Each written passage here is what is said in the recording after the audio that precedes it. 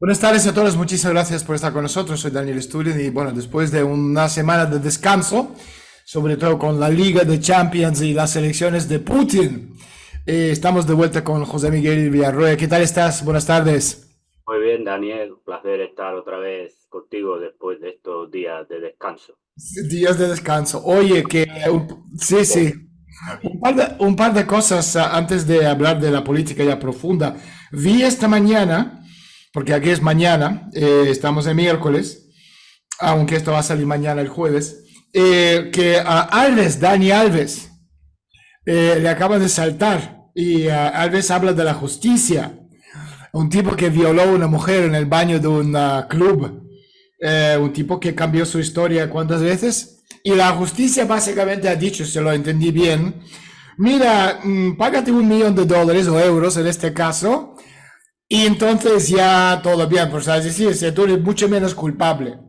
Si uno no tiene $1 millón, entonces tú eres muy culpable, pero si tienes 1 millón, no te da asco. O sea, ¿cómo? Yo no sé ni cómo entenderlo, porque ahí no es cuestión de fútbol. bueno, pero esto es cuando dicen que la justicia es ciega menos para el dinero, ¿no? Entonces, Es cuando ciega, sí. tiene la posibilidad de Es pagar ciega, pero tiene tacto. ese millón de euros, pues entonces la justicia lo ve todo, ¿no? Entonces, hombre, me parece ridículo, ¿no? Porque, a ver, de verdad se demuestra, yo creo que con estas cosas lo que se demuestra es que es todo una pantomima y una tomadura de pelo y que directamente si uno tiene, como bien dices tú, el millón de euros para pagar la fianza, pues entonces se va a su casa tranquilamente y a vivir, que son 2 días, ¿no? Y ya está, y punto. Y ya está. Si en cambio no tienes el millón de euros, pues te pudres ahí a lo mejor, seguramente por hacer menos cosas que lo que ha hecho él, pues te pudres ahí en la mamborra del conde de Montecristo, allí pudrido, y te pudres ahí dentro, ¿no? Es de verdad. Tú sabes que hay 67,000, si no me equivoco, hombres en las cárceles españoles acusados de forma falsa por, bueno, violencia doméstica. Bueno, esto son temas escabrosos, no conocía la cifra, no lo sé. Yo cuando estaba hace muchos años, hace 10 años, 2013, 14, 15, en la lucha de vida a muerte para recuperar mis hijos, que gané el juicio, soy el primer español, bueno, español, primera persona en la historia de España de haber ganado el juicio a un español y sacar a los niños del país. Entonces, yo cuando me metí en esta historia, yo me acuerdo, o sea, me puse a mirar porque, bueno, no tenía otra. No son cosas que uno quiere hacer, pero no tenía otra. Tenía que entender. Y los números, yo me quedé, bueno, yo creo que por primera vez en mi vida, incluso cuando estaba en África, a punto de morir, no tenía tanto miedo que yo me di cuenta que estaba, quizás nunca iba a ver a mis hijos más. Y me puse a hablar con las asociaciones en Sevilla, en Madrid, en Barcelona, de asociación de abuelos, o sea, sobre todo abuelos de los papás que pasaron años sin ver a sus hijos. Y yo me acuerdo, o sea, la reunión con la fiscal general de Andalucía. Y la tipa me decía, nosotros tenemos pautas que los hombres no pueden nunca tener acceso, o sea, ganar un juicio, jamás. Y me decía la tipa en una reunión privada conmigo, con mi abogado, que decía, no, no, estos son casos donde nos van a dar o sea, un plus económico. Sí, o sea, da igual si la mamá es drogadicta, cualquier cosa, no tiene importancia. Entonces, ahí me di cuenta que la justicia en España no es que cuestión de ricos o pobres, es una cosa, o sea, perversa. Y mejor no meter, por eso yo, vamos, cuando veo este tipo de cosas, lo de Alves me llamó la atención. Porque yo pensaba, con todo lo que está pasando en el España, por lo menos esto ya a nivel público, da igual si tú eres fan de Barcelona, seguidor del Real Madrid, o sea, es una cosa humana. Y tipo violó, casado, da igual, pero tú eres un hijo de perro, vale, perfecto. ¿Sabes? Vas creyendo en Dios, pero eres un perro. Violaste a una mujer joven sin su permiso ni nada, aprovechaste de ella. y después empieza a reclamar justicia. Es como este cuento macabro de un chico que mató a sus papás y busca clemencia a base de que es huérfano. Claro, a ver, lo que pasa es que hay cosas que son un poco ridículas, ¿no? Entonces, es decir, a mí el caso de Albert, por lo que demuestra es que en el fondo, pues al final hay muchos discursos y como tú bien dices, pues depende a quién le toque la justicia, pues va a parar donde va a parar y después pues hay casos demostrados de que este señor es un violador, pero como tiene 1 millón de euros, pues sale tranquilamente, ¿no? Entonces, pues esto lo que provoca, pues es un, bueno, pues yo Y creo el que tipo sigue, o sea, ¿cómo se llama esto? El tablón de honor en Barcelona. esto no lo sé, no sé si se lo han quitado o no, No, pero no, pero se lo quitaron después de volver a poner. O sea, y nadie dice absoluta, pero eso es una vergüenza. O sea, ser futbolista o ser un atleta de renombre mundial, o sea, conlleva también responsabilidad ante, ¿cómo se llama? La sociedad. O bueno, sea, tú tienes que tener un mínimo estándar moral y ético. el ejemplo que dan es que si tú eres rico, puedes hacer lo que te dé la gana.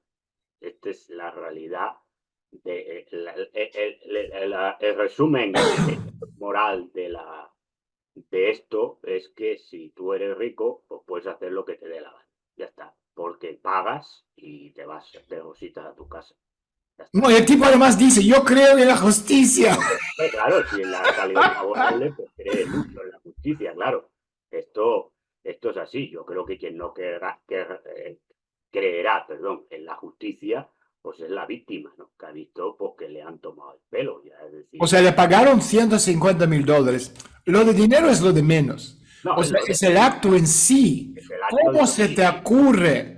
O sea, yo, Bueno, porque a ver, yo creo que esta gente, a ver, cuando esta gente ya piensan que por ser famosos y por tener dinero pueden hacer lo que les dé la gana. Bueno, y en el fondo lo pueden hacer, porque si luego no tienen un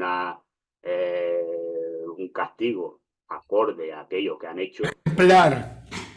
pues la realidad es que, bueno, pues yo creo que el resumen moral, y no solo moral, sino político que tiene que dar de estas cosas, es que aquellos que tienen dinero, pues estamos en el antiguo régimen, ¿no? Como la época de pre-revolución francesa, ¿no? Que podían hacer los aristócratas lo que les daba la gana, porque no Bueno, les y en pasaba esa época y hoy en día también. por eso digo que estamos en esa época, que Estamos en lo mismo, sí. tampoco los cambios han sido, es decir, ahora lo visten con estos juicios y no sé qué, en aquella época ya ni le juzgaban, y ahora pues lo visten con estos juicios, pero en el fondo el resultado es el mismo, porque al final este señor está en la calle, es verdad que le han quitado el pasaporte para que no se vaya, pero bueno, está en la calle, eso es igual, entonces, punto. ¿Qué pasa? Que si tú una persona hace lo mismo, que es igual de execrable que lo que ha hecho él,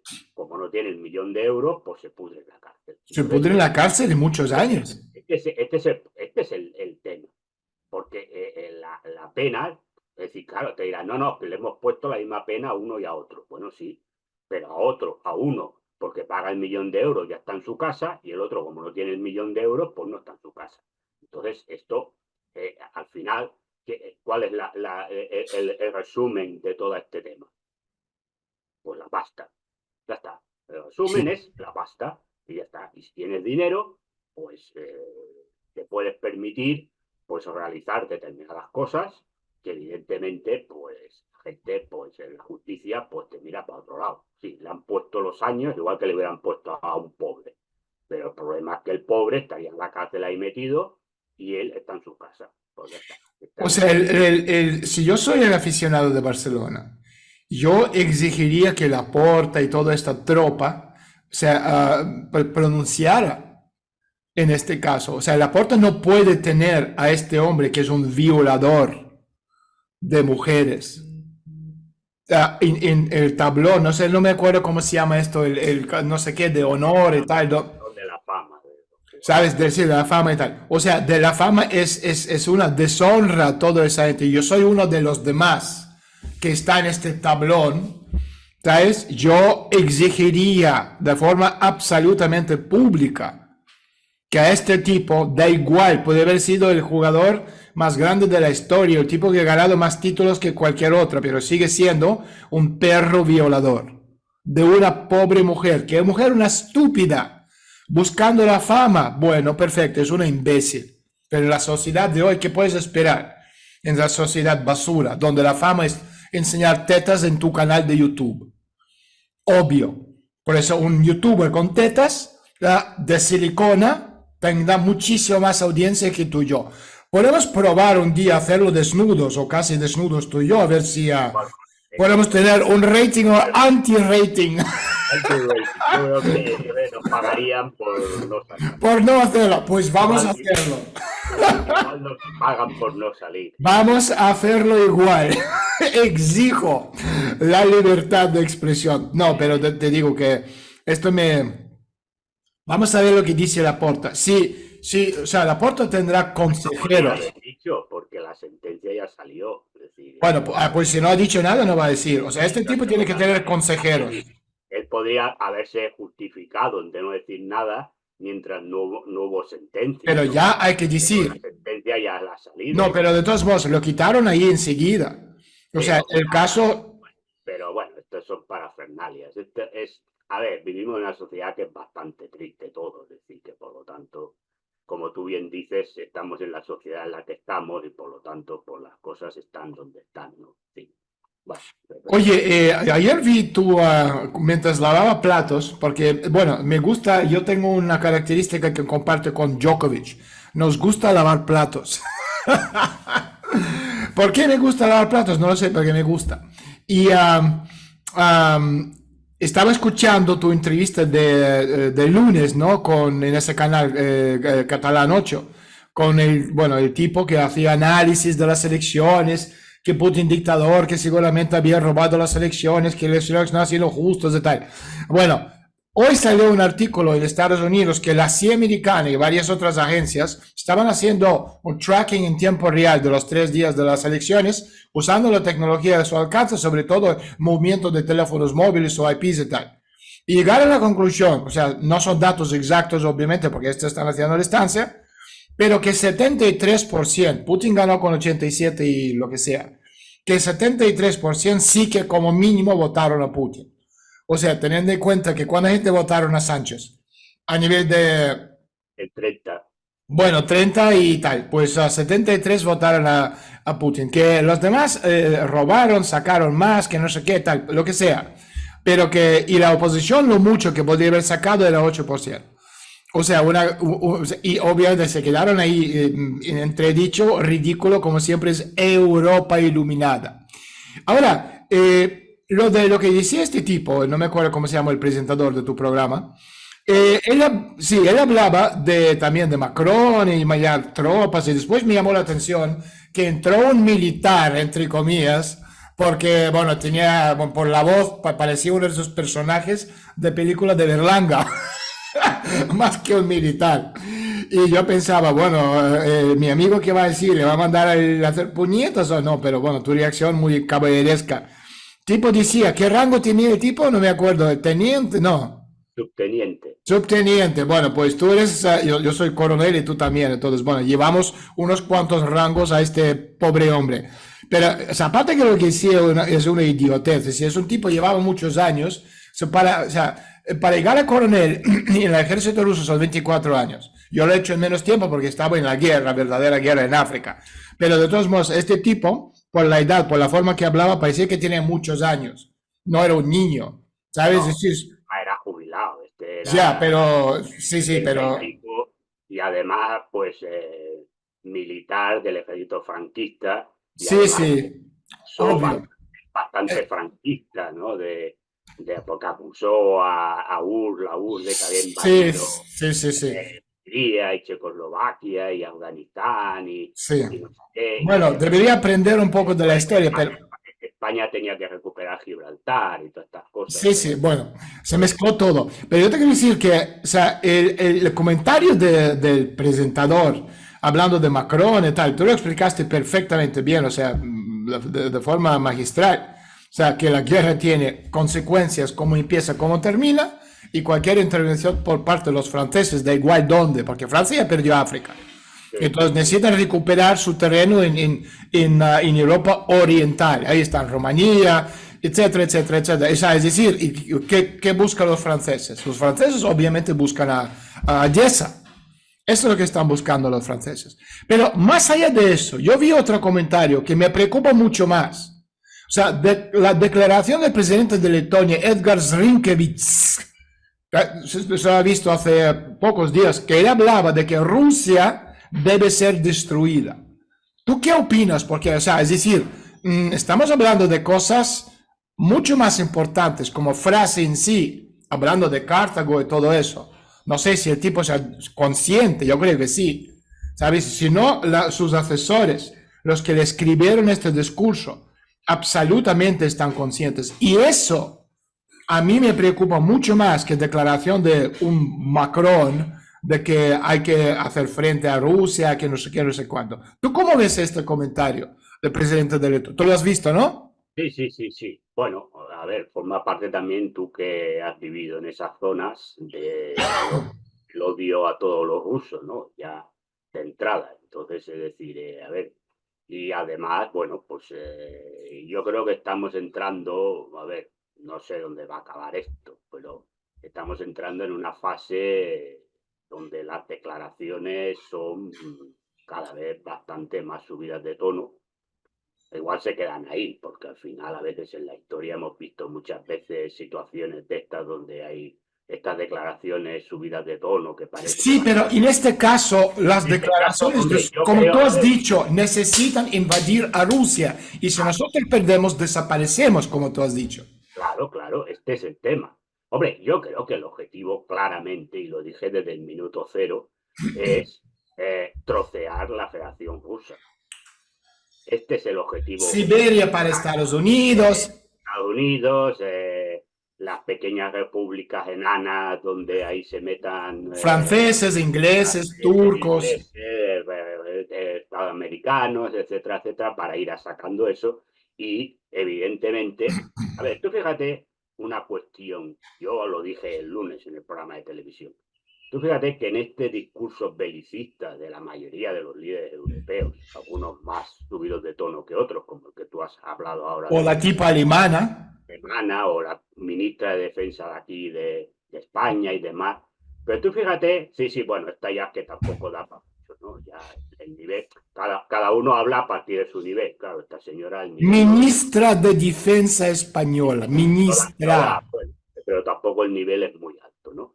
Pero claro, tú fíjate que yo lo dije en televisión y me parece además bastante importante el tema.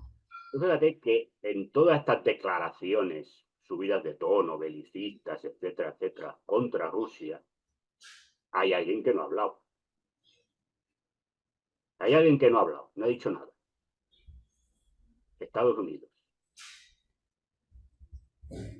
Y entonces aquí el tema es, ¿por qué Estados Unidos no dice absolutamente nada?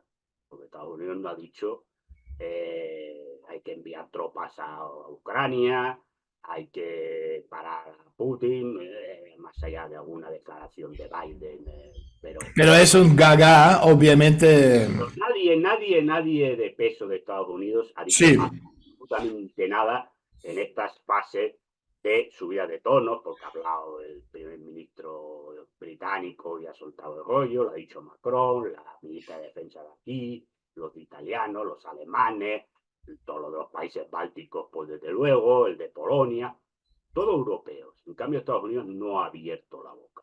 Entonces, ¿cuál es mi opinión? ¿Por qué no abre la boca? No abre la boca porque Estados Unidos no va a entrar en esa guerra.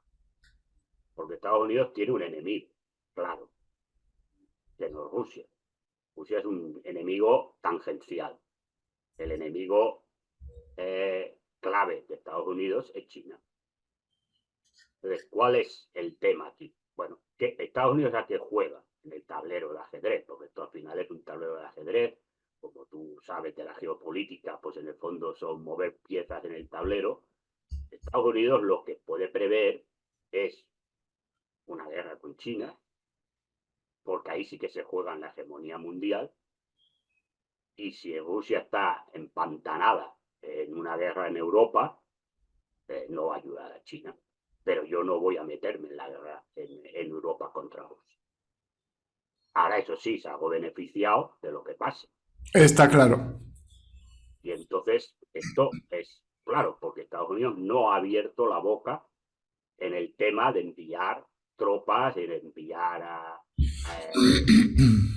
yo, quien ha hablado de enviar tropas a Ucrania, bueno, eso Macron, y luego algunos otros, verdad que en otros países, pues se ha Alemania también ha mencionado, pero a este Scholz le cerraron la boca rápidamente. enviar tropas por ahora no. Es decir, claro, supongo que se debe recordar de Stalingrado, deben decir, por si acaso. Todavía no se recuperaron. Problemas sin solucionar de la niñez. No tenemos, no, Juan Pablo no ha vuelto. Está claro. Es decir, ¿no? Y entonces el tema, yo creo que el tema es por ahí. Es evidente que Macron, el discurso de Macron, como yo dije, responde pues a una necesidad de Francia de que se está quedando fuera de juego de muchos sitios Sí. y a recuperar a nivel de sus empresas y de sus multinacionales, meterse en algún sitio para sacar dinero y recuperar aquello, ¿no?, que decía De Gaulle, de la grandeur de la France, ¿no?, que mismo está muy bajo. Pero es cierto que los discursos belicistas pues empiezan a ser ya un poco preocupantes. Aparte de que nos están metiendo ya o preparando para una economía de guerra, que yo creo que también esto también sirve de justificación. Y para tapar los recortes que van a meter, porque tienen que meter recortes a punta pala. Porque, como decías tú, o sea, el objetivo es encerrarnos a todos, cortar todo a todos, vigilar a todos, recortar el tema de seguridad social, el apoyo a la gente pobre. Sí. Y entonces todo eso con la excusa de que estamos en guerra o de que nos tenemos que preparar para una guerra. Es decir, esto es la situación. Bueno, a ver, yo también, esto, a ver, también lo voy a decir, también Rusia tiene una parte de culpa, porque, a ver, las líneas rojas se las han saltado las veces que han querido y... Es que Putin es pacifista, Putin es europeísta. Putin no le gusta el concepto de gran unión euroasiática. Su idea es Moscú tercera Roma, o sea, de Lisboa a Vladivostok. Él prefiere mirar hacia Occidente, por eso está rodeado hasta hace muy poco tiempo, en gran parte, de los liberales financistas pro-occidentales. Y por esto está rodeado de los oligarcas pro-occidentales, que la mayoría son traidores. Ahora la cosa está cambiando, pero gracias a Dios tenemos la oposición occidental estúpida, porque si hubiesen seguido el plan hace unos 10, 15 años de matar a Rusia con amor, hoy estaríamos muertos. Pero cambiaron su estrategia, a pesar de todo lo que decía Henry Kissinger en su época, Zbigniew Brzezinski. Cambiaron y decidieron destruir Rusia de forma militar porque son machos y quieren demostrar que pueden. Y ahí donde el pueblo ruso se dio cuenta que no. Y por primera vez, desde la desaparición de la Unión Soviética, de hecho mucho antes, porque la verdadera desaparición empieza en 1975 con el acuerdo de Helsinki. Ahí empieza, porque ya el régimen de Brezhnev podrido por dentro. Después llegó toda esa gente que murieron, Chernenko, Andropov, etcétera, etcétera. Y después llegó pues la consecuencia de todo esto, Gorbachev. Y después hemos tenido la época de Yeltsin y la época de destruir el país, el Yeltsin borrachín, nunca más. Yeltsin con la bandera de McDonald's. Yeltsin, presidente de Rusia, con la banderita de McDonald's para hacer la apertura de McDonald's en Moscú, en Plaza Roja. O sea, imagínate la vergüenza.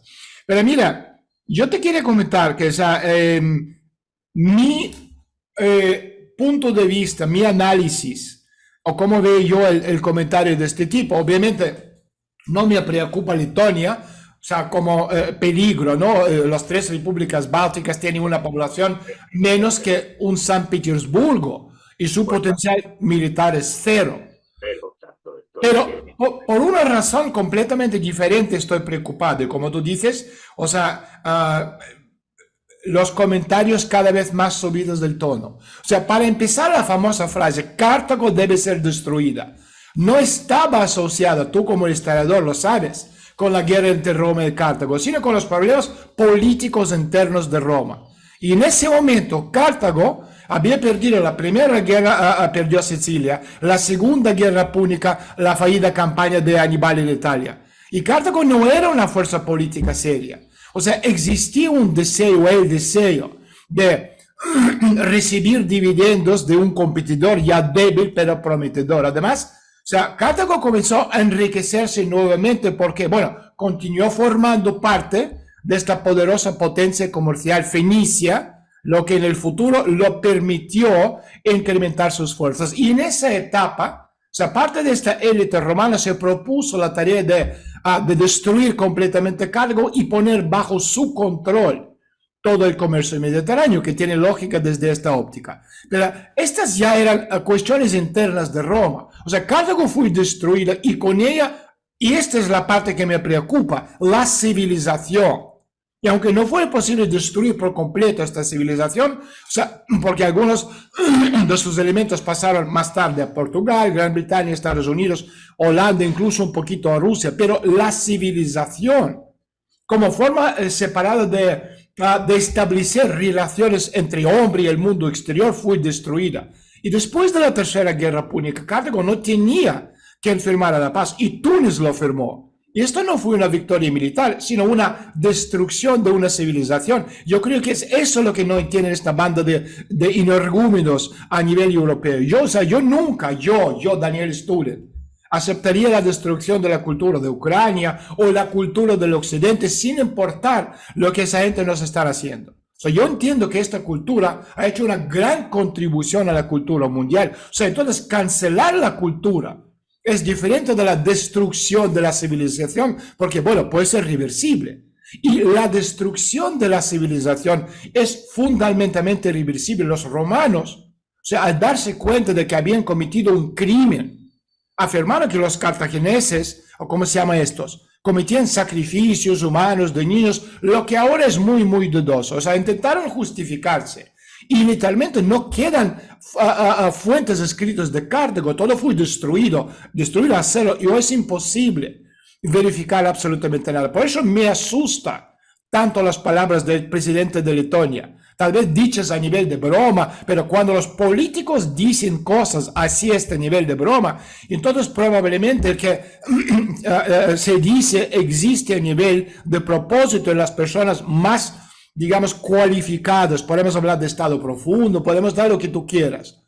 Entonces, mi pregunta, o sea, ¿de dónde viene o vino esta forma de pensamiento? Bueno, esto es algo arraigado también en la humanidad, es decir, destruir a tu enemigo, destruirlo totalmente, ¿no? Es decir, hemos tenido muchos ejemplos a lo largo de la historia donde no solamente se ha pretendido, ¿no?, esa derrota o militar o O sea, económica. estamos hablando de deshumanización universal. Bueno, claro, porque estos son pensamientos ya de entender de que los que están en contra tuyo, pues no tienen ni siquiera el mínimo de existir, ¿no? No tienen ni el mínimo derecho de existir y por lo tanto lo que haces es destruir todo. Hombre, yo creo que hoy en día es más complicado esto, ¿no?, de destruirlo todo, porque tal como estamos, hay muchas cosas también en esto de las redes que funciona y quedan muchas cosas guardadas, es muy difícil destruirlo todo.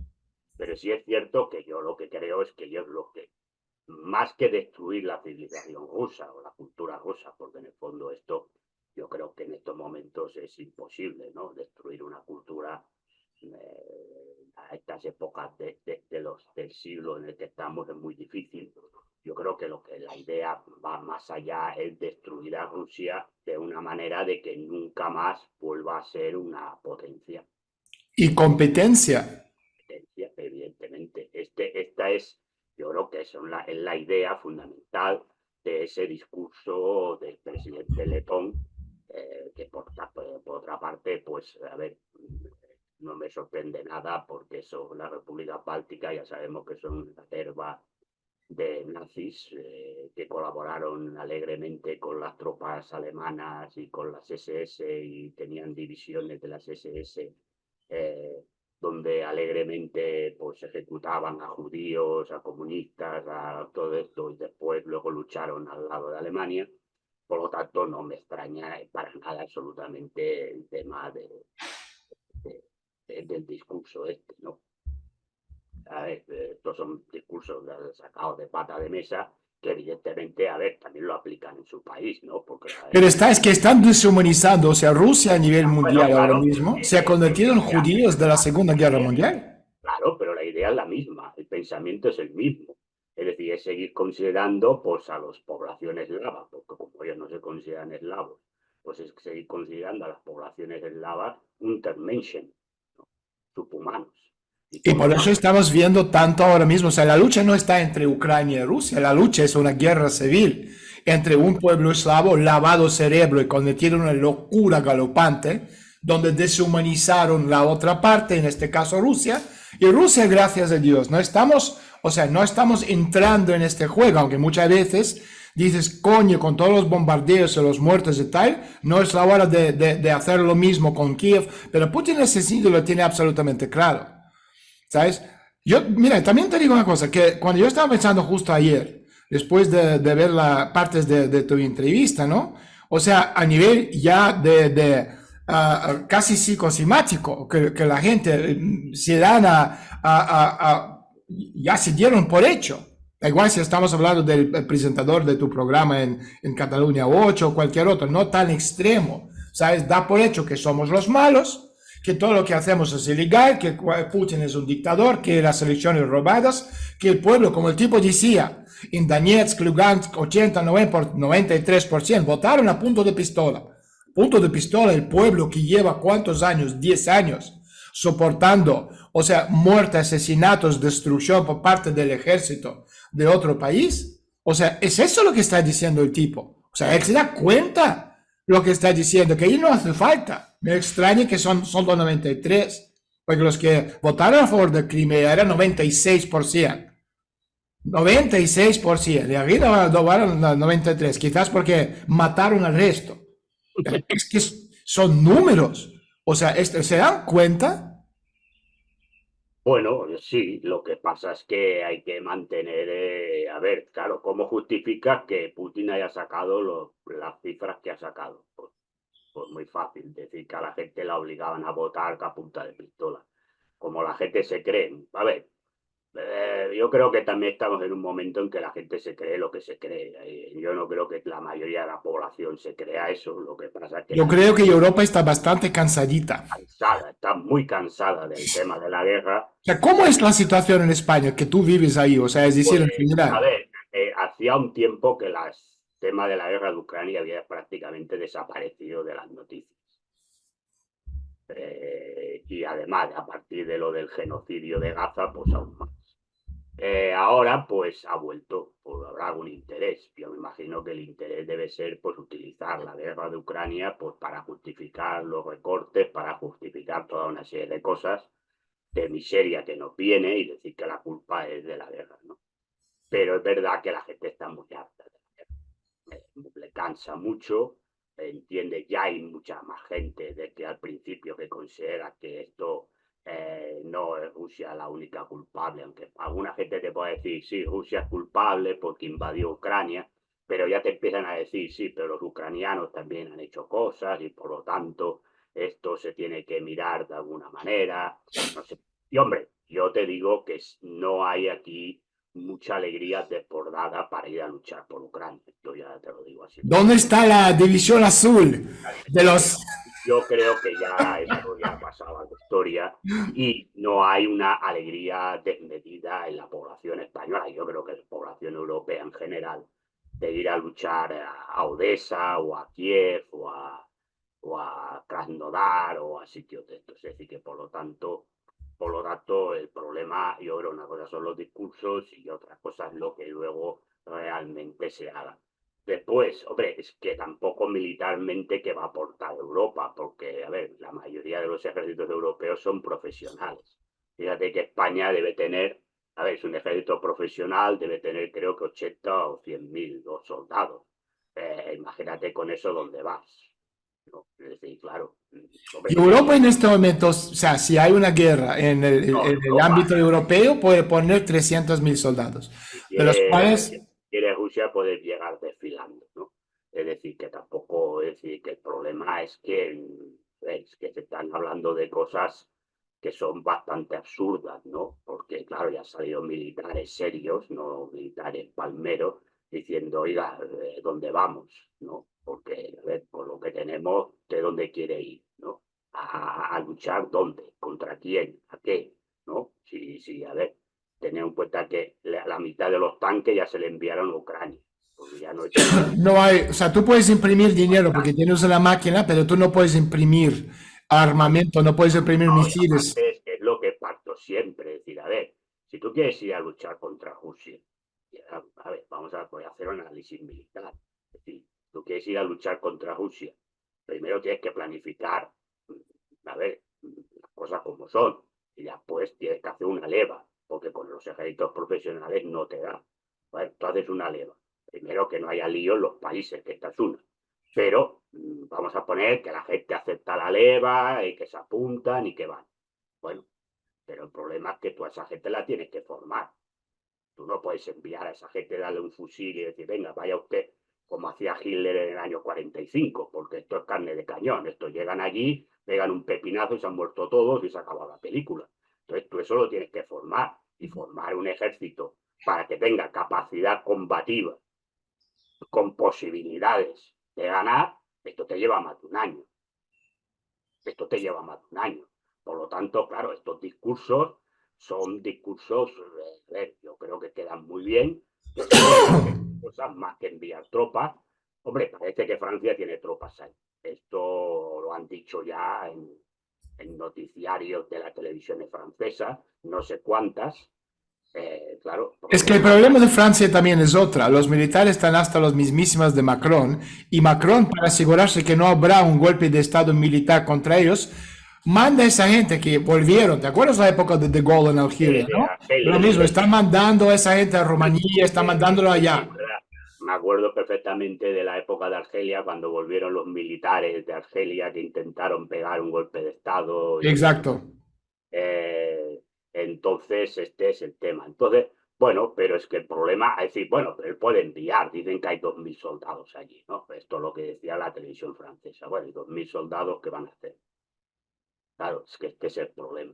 A ver, yo de todas maneras parto de que, y lo dije en su momento, y lo vuelvo a decir ahora, yo creo que Rusia planificó mal esta operación. Pero obvio planificó mal, porque cuando empezó la guerra, nosotros supuestamente sobre el papel teníamos un montón de cosas que cuando empezó el conflicto armado, No dimos estaba. cuenta que no había nada, que los almacenes estaban vacíos, que el ministro de Defensa Shoigu era un ladrón de los ladrones que en la época stalinista este tipo hubiese metido bala en la nuca. Pero ahí está, sigue siendo el ministro de Defensa de Putin. ¿Por qué? Porque Shoigu es parte de la familia de Yeltsin. Y cuando Putin llega al poder, llega a un acuerdo con el clan Yeltsin, ¿ok? Que a la hija, al círculo inmediato de Yeltsin no les toca. Y Putin, siendo hombre de la palabra, pendejo para mí, precisamente porque ya basta, ¿ok? Basta por lo que está pasando. O sea, la consecuencia de todo lo que estamos viendo es que Putin es un blando.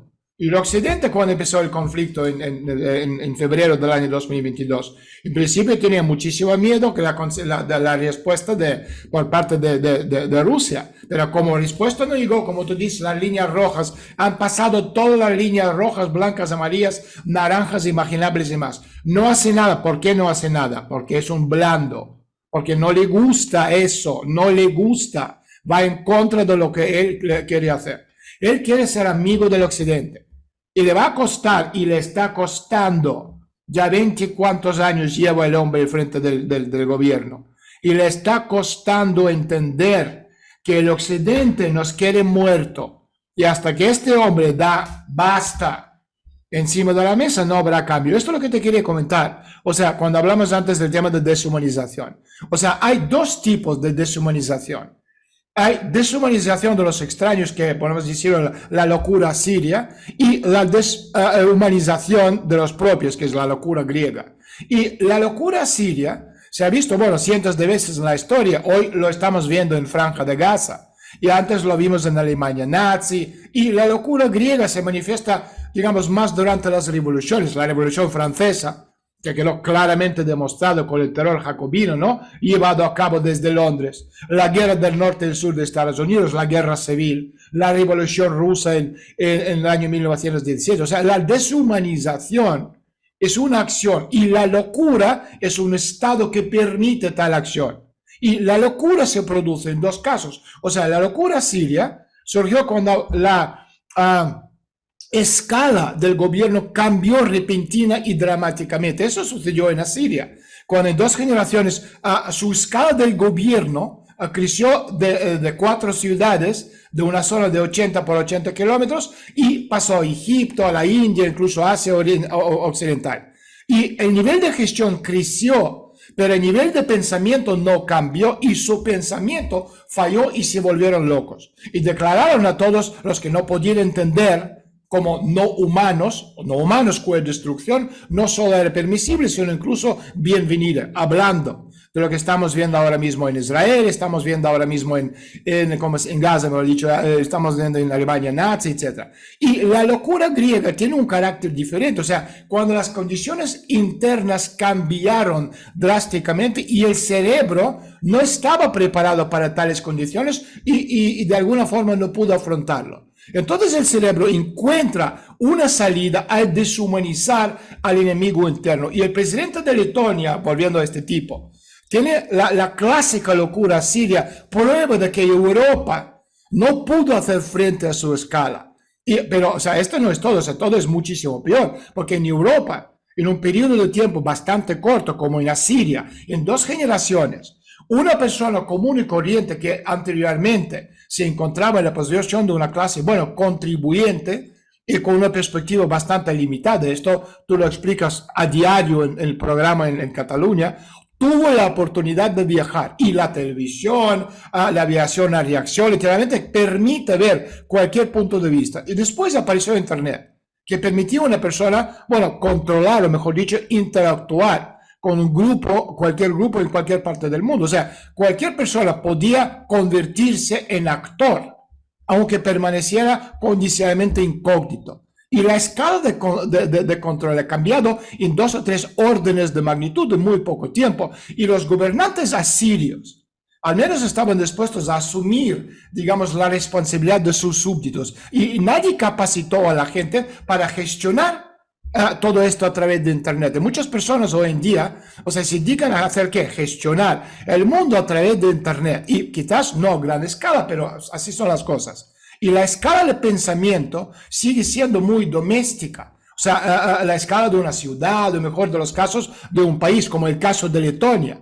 Pero gobernamos el mundo entero, mapa mundi, globalismo. Y la declaración de este tipo se escuchó obviamente en todo el mundo. Y la solución natural a esta discrepancia es la locura siria. O sea, tan pronto como aparece la locura, el siguiente paso es deshumanizar a tu enemigo. Y hoy, como ya hemos dicho, nuestro enemigo o el enemigo de esa gente somos nosotros, Rusia. Entonces bueno, en el futuro podría ser China, y ya lo es, sobre todo para Estados Unidos. O sea, quiero decir, con total responsabilidad, que el presidente de Letonia ya no es un ser humano, es una bestia loca y ya ha probado la sangre. Y tendrá que recibir tratamiento o pronto propondrá destruir toda Letonia, excepto una pequeña parte. Y lo importante no son las palabras que pronunció este tipo. Sus palabras ya están en la mente de tantos europeos que ocupan, digamos, un puesto importante directivo de los gobiernos, pero que no ocupa ese puesto, sino con la ayuda de Internet y la gran conectividad de la información del mundo moderno, que tiene la oportunidad de influir en esta posición y extenderlo para que se convierta en realidad de aquí a poco tiempo, con todas las consecuencias. O sea, ¿tú crees que la gente se dan cuenta de eso? No, no. A ver, yo creo que la gente lo que piensa es que a ver, por medio de todo lo que pasa en España. No sé, en Letonia, tú conoces mejor esos países que yo. A ver, España la gente lo que tiene miedo es que haya una guerra.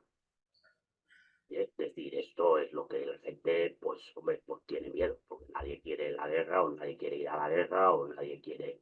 Es decir, ahora, evidentemente, a ver, es verdad que estos discursos que se han escuchado, pero claro, aquí en España la gente puede escuchar a este señor, pues lo dice este señor, digamos que los líderes españoles no han llegado a este nivel, por lo menos públicamente, otra cosa que privadamente pues lo puedan decir, pero públicamente no lo han dicho, por lo tanto la población española, hablo ahora por España, ¿no? La población española evidentemente no está en esta tesitura. El problema es que, claro, a ver, es muy difícil que un político español diga esto. Para decir esto tendría que preparar a la población antes, porque la población tampoco entendería.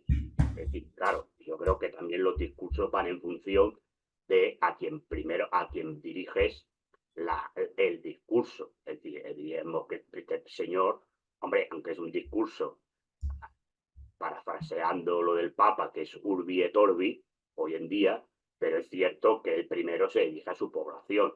Entonces, hombre, claro, para los letones, debo entender, o tú lo sabrás mejor que yo, que ya va bien este discurso porque lo que piensa el señor lechero o el señor panadero o el que está, piensa Es que los letones, los lituanos, los los letones. estonios entienden muy bien que ellos son carne de cañón y que sus presidentes o presidentas o presidentus, esa gente son pasajeros donde sus hijos, su dinero, sus amantes, su todo está en el occidente. Entonces van a hacer siempre lo que dicen sus amos occidentales, que sean europeos, que sean británicos, que sean estadounidenses, pero a la gente común da igual, salvo estos locos hablando de la locura siria.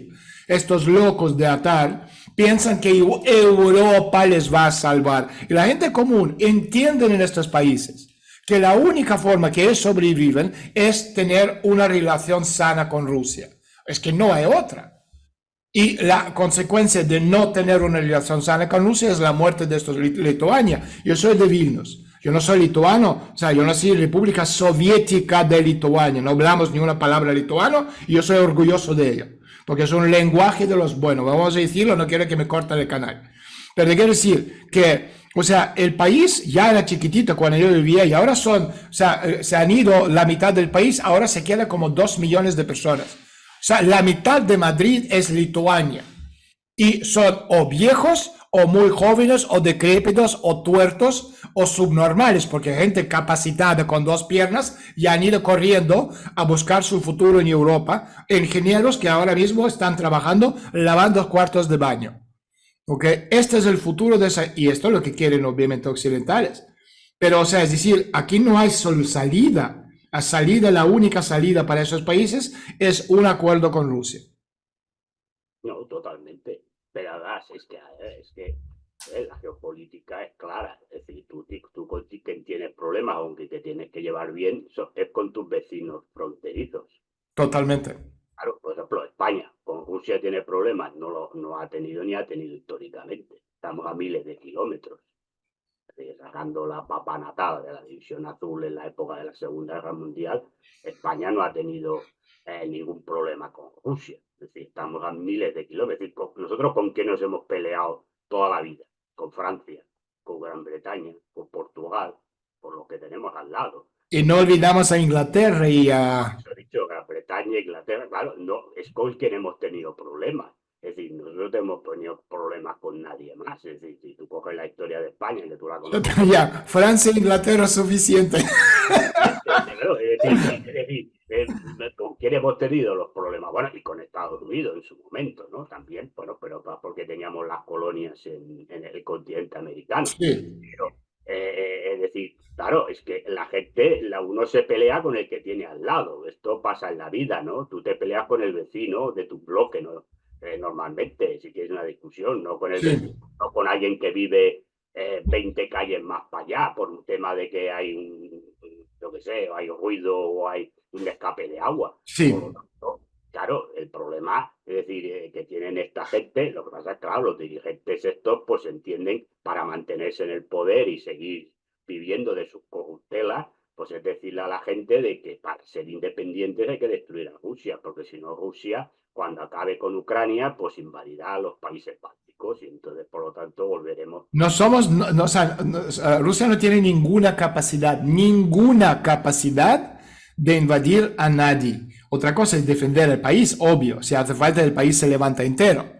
Ahora mismo hay 700.000 que están batallando en la frente, 600.000 que han luchado, ya se han retirado, pero pueden volver en cualquier momento. Si esto sumas Wagner y todas las demás gente, chechenos, no sé qué, tú tienes un ejército de 2 millones de personas listos para luchar, que han sido curtidos en todas esas batallas 2 años. Porque antes hablamos de cuánto van a durar. O sea, en la línea de choque, en puntos más, digamos, calientes. O sea, las personas duran, sobre todo los que han tenido muy poco entrenamiento, 4 minutos. O sea, es 4 minutos, es decir, carne de cañón, ni eso. ¿Cuál es el costo de la vida humana? Hablando de la locura siria, es lo que estamos viendo ahora mismo. Es una locura galopante con esa gente. Hay que liberarles y salvarles ellos mismos de esta locura. Pero que nosotros no podemos invadir a ningún país, no tenemos ninguna capacidad, ni militar, ni política, ni ideológica, no tenemos ideología. Si antes teníamos una ideología, que era muy claro en Imagen de la Victoria, que hemos hablado de eso también, en la Segunda Guerra Mundial, bandera roja en el Reichstag. Ahora, ¿cuál es la imagen de la victoria? Yo no lo sé. O sea, y si tú me vas a decir, tú lo sabes, no puedes saberlo, porque nadie lo sabe. Nadie lo sabe. Y además ni siquiera es una guerra. Putin lo llama operación militar especial. O sea, ni siquiera hemos llegado a la parte de la guerra. Es un conflicto donde están luchando, como dice Putin, ni hemos empezado. Pues coño, ya empieza una vez por todo. Bueno, yo esto le puedes llamar como le quieras llamar, es una guerra y tiene la lógica. Obvio es una guerra, pero el hecho que el presidente del gobierno lo llama otra cosa. Bueno, pero tú sabes que las palabras, tú sabes el libro aquel de Víctor Kempler, ¿no? El lenguaje LTI, ¿no? Es decir, cómo los nazis pues utilizaban. Sí, pero te quiero decir que no hay una imagen de la victoria, no sabemos claro, cuándo porque... termina. En fútbol Bueno, es muy fácil. El que marca más goles gana. Sí, pero ahí también el que gane, el que marque más goles, el que consiga más objetivos militares ganará. Porque en el fondo tú estás. Pero ¿cuáles son los objetivos militares? ¿Cuáles son? Bueno, sí. Es Bueno, nazificación. ¿Qué significa eso en términos prácticos? Tú vas a liberar el país entero porque hay partes de Alemania Occidental. Perdón, Alemania Occidental, Ucrania es el desliz freudiano, Ucrania Occidental, absolutamente banderista de ahora, de siempre. Entonces, ¿hasta dónde vas a llegar? Odessa, Kiev, Gerson, Kharkov, ¿dónde? Lvov, porque hay partes de Ucrania que van a pasar a Rumanía, Hungría, Polonia. Esto hay que definir, y no lo sabemos. este es el problema. Sí. Yo, como decía Clausewitz, la guerra es la consecución de la política por otros términos, ¿no? Y entonces el objetivo militar, es decir, los objetivos militares, que cuando empieza la guerra son la destrucción del enemigo, tienen que estar en consonancia o al servicio del objetivo político. Pero como bien dices tú, el objetivo político no lo sabemos ni lo conocemos. Absolutamente no lo sabemos. Y bueno, también es difícil descifrar esta guerra, ¿no? Porque en el fondo, como tampoco sabemos qué objetivos políticos reales de verdad hay en esta guerra, pues ahí estamos. Es decir, claro. Bueno. Ahí estamos. Oye, pues mira, hay varias cosas que te quería comentar. Lo comentamos la semana que viene. Así que nada, Madrid cuando juega o sea, ganaron a Osasuna. No, la Champions hasta el 9 de abril. Ah, sí, por todo el tema este, sí. Luego ahora hay parón de selecciones, hasta el día 30 de marzo no juega la Liga. Yo veo complicado que Madrid pierda, aunque puede pasar cualquier cosa, les quedan 9 partidos. Bueno, ganando 3 o 4 ya está. Sí, no. Y Girona, como tú y yo hemos dicho hace ya tiempo, cuando empiezas de llegar a la última parte empieza a caer. Las piernas empiezan a pesar, ya no es tan fácil. Pero de todos modos, hay que reconocer con un equipo de nadie. O sea, no es decir, no, es que los jeques de tal, da igual, es que los equipos de nadie. Michel es el entrenador. Y fíjate, están segundos o terceros, ganaron a Barcelona en Camp Nou, o como se llama el estadio donde juegan ahora. Y esto dice mucho, que chapó. O sea, es la Cenicientas, ¿no? El cuento de Cenicientas. No van a llegar al nivel de Leicester, ¿de acuerdo, no? No, Cuando ganaron, pero aún así, o sea, muy complicado. sí, pero, o sea, yo estoy cansado que bueno, en fútbol en general, los mismos están arriba siempre. Bayern gana ¿cuánto? 200.000 años campeonato. Volvemos al inicio del programa, la pasta.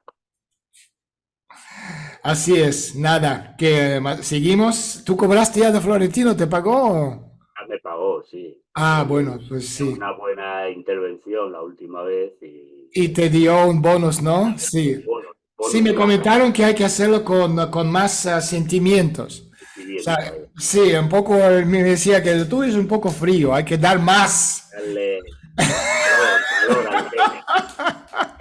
Así que, para eso. Pues nada, oye, gracias. Hasta la semana que viene. Nada que viene, un placer, Un Daniel. abrazo. Chao. Ahora